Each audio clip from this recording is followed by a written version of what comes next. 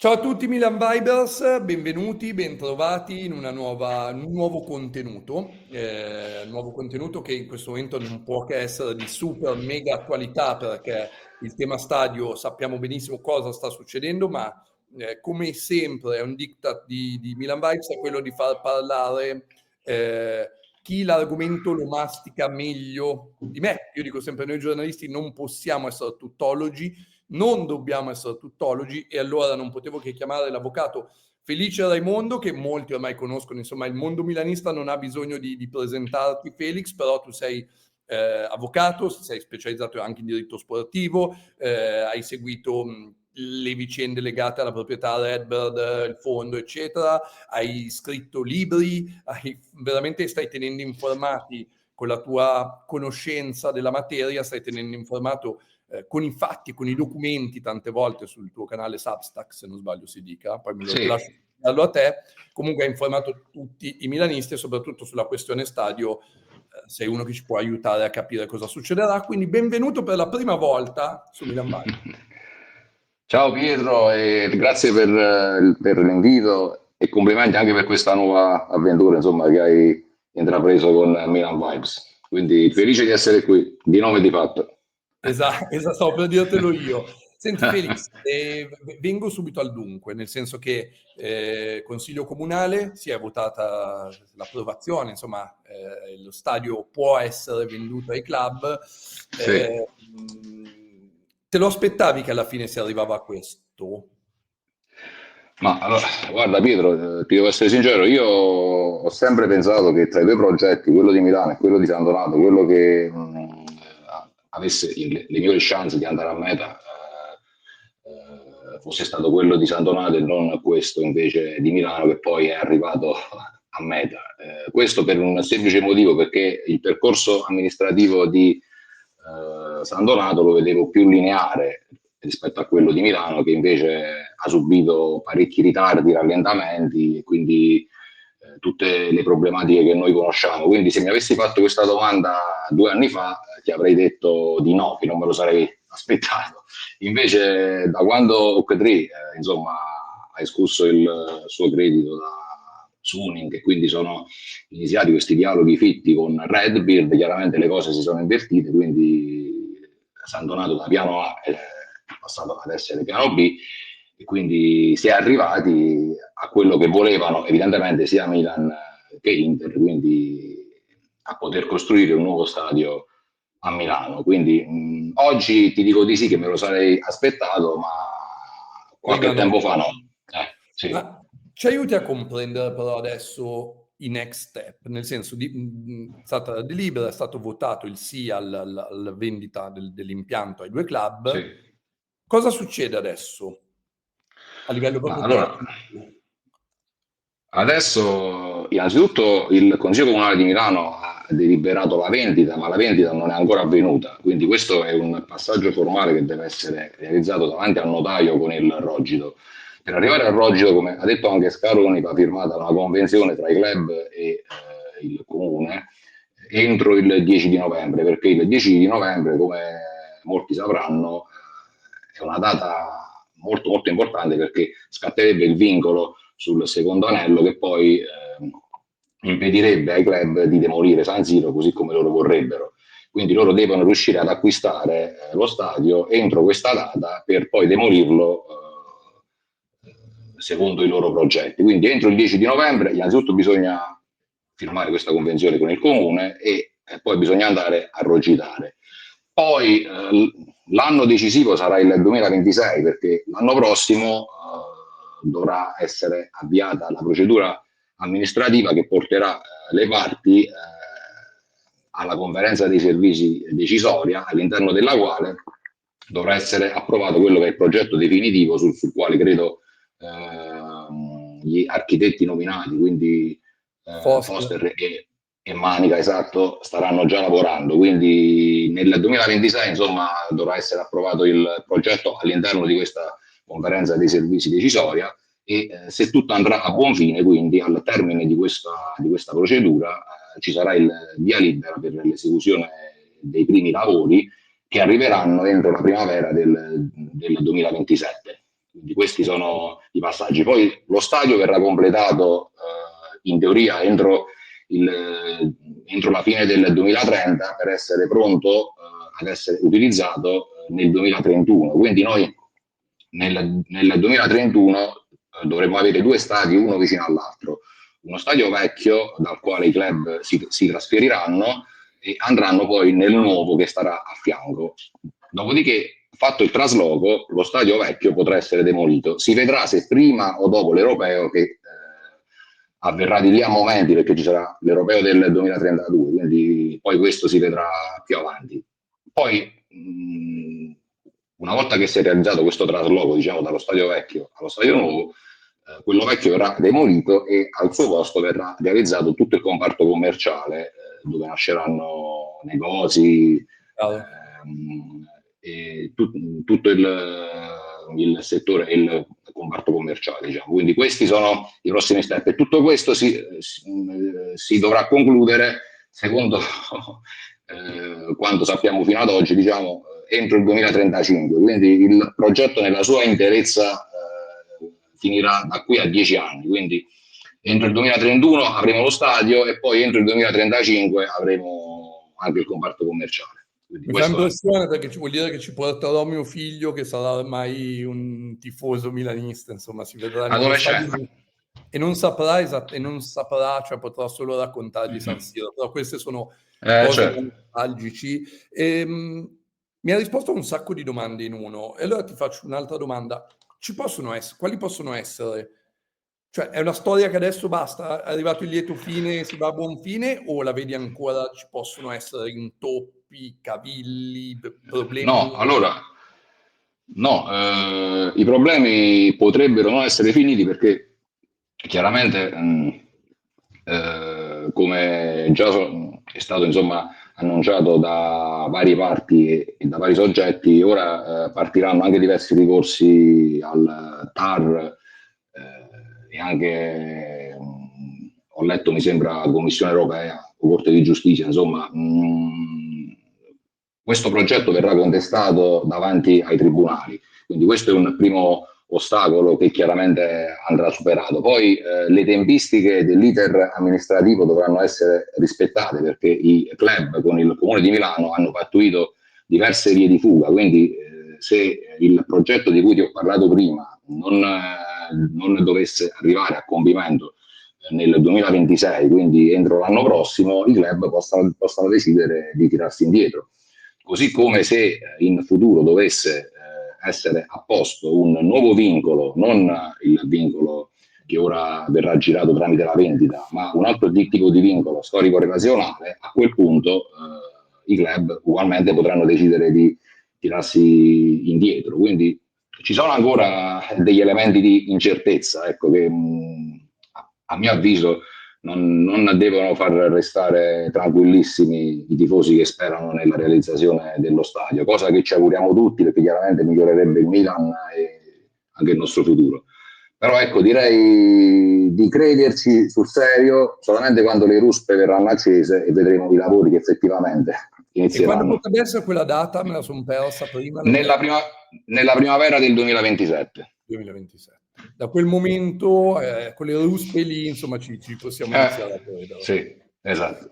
Senti, tu sai per caso, molti mi ci hanno chiesto, ma quanto costa alla fine questo stadio? Hai un dettaglio anche sui costi? Allora, ad oggi i costi annunciati sono stati di circa 1,3 miliardi, quindi per entrambi i club lo stadio e il comparto commerciale costerà intorno a 1,3 miliardi di euro. E chiaramente questi sono stime fatte al presente, quindi nulla toglie che da qui a quando poi i lavori verranno completati, quindi nel 2035, alla fine della fiera potrebbe essere spesa anche una somma più alta. Quindi diciamo che dal 1,3 miliardi a salire costerà, diviso 2 chiaramente perché i club si divideranno tutte le spese praticamente. Beh, investimento importante anche per Milano, per la città, insomma. Quindi. E certo, che io sappia non è mai stato fatto un investimento di natura privata a Milano di questo importo. È vero che il comune comparteciperà in minima parte per quanto riguarda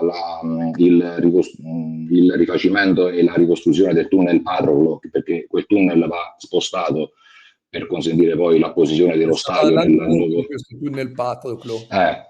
Purtroppo quello andrà appunto rifatto, perché lo stadio nuovo verrà costruito sopra il vecchio tunnel, quindi il vecchio tunnel chiaramente va riempito e va spostato più verso l'interno. E quindi sì, quella è l'unica spesa che verrà compartecipata dal comune, mi sembra circa 14 milioni.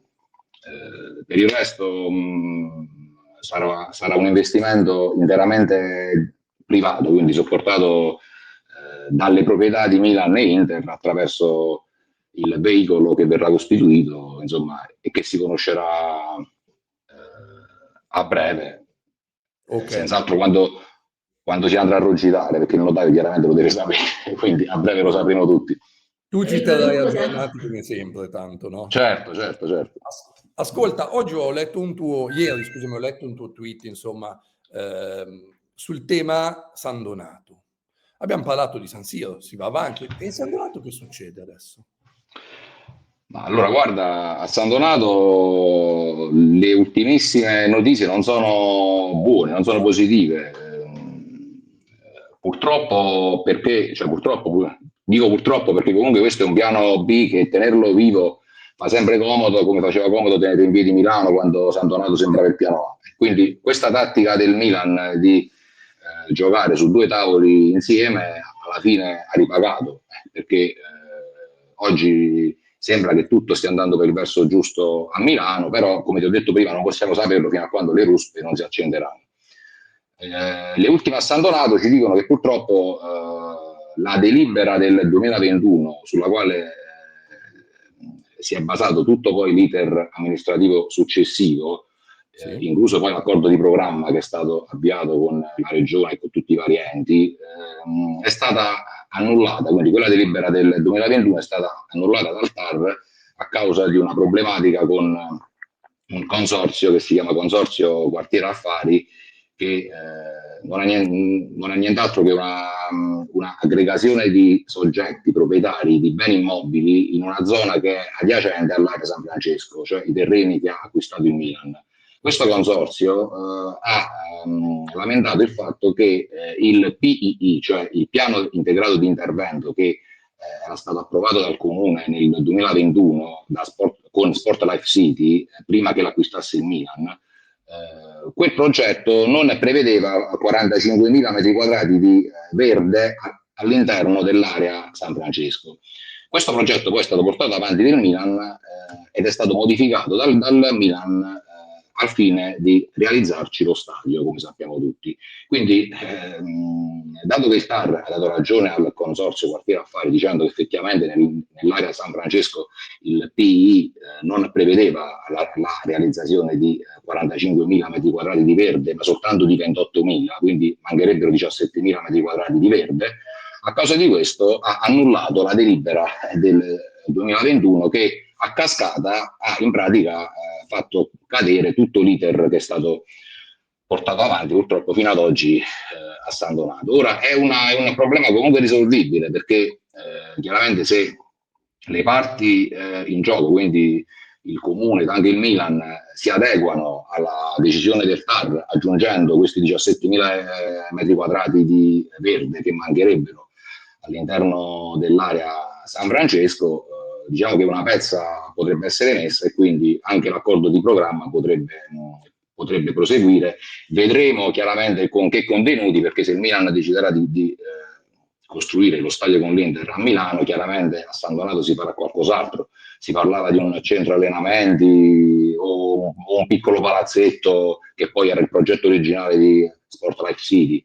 Quindi comunque un progetto a vocazione sportiva, si vedrà di che tipo, però per mantenere in piedi tutto questo oggi a mio avviso bisogna per forza di cose adeguarsi a quello che ha detto il TAR, perché altrimenti non se ne esce fuori. E ci sono bei soldi che il Milan ha speso e che Redbird ha speso lì, quindi credo sia interesse anche di Redbird mantenere in piedi quel progetto e non mandarlo alle ortiche. Chiudo con un ultimo passaggio. Mi hai parlato di 2031, credo sia che è una data, insomma, credo secondo le carte, secondo quello che potrebbe essere il progetto, sì.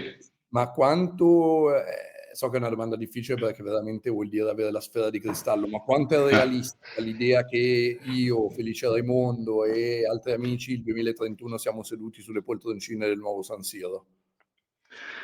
Ma ad oggi è una idea che è realistica, ma io non me la sento di riporci troppe speranze, perché la strada la vedo ancora in salita, Pietro, quindi vedo ancora diversi ostacoli da, insomma, superare, quindi non me la Andiamoci sento. piano. Esatto, andiamoci con i piedi di piombo e non me la sento di dire ragazzi, noi nel 2031 certamente siederemo nel nuovo stadio. Mi Possiamo piacerebbe dire, dirlo, ma dopo tutto quello che è successo, insomma, sarebbe un po' avventato per dirlo. chiudere, però possiamo dire che sicuramente se la vendita avverrà è sicuramente uno step molto molto importante, o no? Beh, certo, Ok. è uno step fondamentale per la crescita sia di Milan che anche dell'Inter. Purtroppo dico questo perché uno stadio in solitaria del Milan avrebbe generato la crescita solo del Milan. Quindi Certo. continuare ad avere uno stadio insieme all'Inter, crescerà il Milan, ma crescerà pure l'Inter. Quindi chiaramente buon per il Milan, ma buon anche per l'Inter. Quindi purtroppo dobbiamo dire così, però è senza dubbio un passaggio, uno step fondamentale per la crescita del club, perché lo stadio di proprietà procurerà degli introiti aggiuntivi che magari non saranno immediati, però mai si comincia e mai si ottengono questi introiti, quindi è qualcosa che va fatto a prescindere. Felice, ti strappo una promessa che continuerai, vabbè, tu sappiamo che continuerai a seguirlo, ma continuerai quando sarà, insomma, quando vorrai a venirci a trovare e aggiornarci sempre sul tema stadio e non solo, perché insomma sappiamo che tu segui con grande attenzione anche i bilanci, insomma, hai fatto un sacco di Sì. foto super interessanti e quindi chiedo a te di dire a magari pochi, insomma, tifosi, spettatori che non ti conoscono, dove possono trovarti sul web? Ma allora io curo una mia rubrica personale su Substack, che è un sito di scrittori indipendenti, insomma, che pubblicano articoli e quindi curano delle proprie rubriche personali. Quindi lì sopra ho una mia rubrica che si chiama Red Black Insights, quindi quella è una mia rubrica e poi sono in procinto anche di pubblicare, appena avrò concluso, un altro libro che riguarda proprio lo Ah, stadio, quindi tutta l'epopea insomma, che abbiamo seguito dal primo si sa progetto già che il presentò. titolo o non si può dire? Il titolo te lo posso svelare, si chiamerà La cattedrale incompiuta. Quindi Wow. questo è il nome che ho Quando scelto uscirà? e devo finire ancora di scriverlo, credo, vediamo se nel giro di un paio di mesi ce la faccio Verrai a su Amazon. raccontarci, verrai a pubblicizzarla e a Certo. raccontarcelo in diretta sicuramente. Certo, molto, molto volentieri. Vediamo se nel giro di un paio di mesi ce la faccio a concluderlo e Ora, parlerà di tutta questa epopea, dal primo progetto che era stato presentato da Barbara, se ti ricordi, al portello, sì, come no. fino, fino ai giorni nostri. Quindi 10 anni praticamente più o meno sono di narrazione, condite poi da tutti i miei articoli che ho pubblicato nel corso di questi anni, circa una quarantina. Quindi ecco, sarà un racconto inframezzato dai miei articoli che ho pubblicato in tutto questo tempo, quindi te ne riparlerò molto Vediamo l'ora- volentieri.